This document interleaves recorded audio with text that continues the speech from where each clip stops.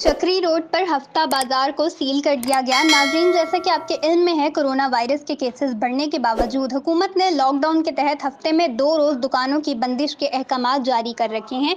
इसी सिलसिले में आज चक्री रोड पर वाक़या हफ्ता बाजार में कोरोना एसओपीज़ की खिलाफ वर्जी और हुकूमत के अहकामात नज़रअंदाज करके खुलने वाले हफ्ता बाजार को एसी सदर की तरफ से सील कर दिया गया है। इस मौका पर पुलिस की भारी नफरी भी मौजूद थी, जबकि टाइगर फोर्स के नौजवानों ने भी मौका पर मौजूद रहे। याद रहे कि एसी सदर की तरफ से गुज़श्ता रोज अडियाला रोड पर भी एसओपीज की खिलाफ वर्जी करने वाली दुकान को सील किया गया था।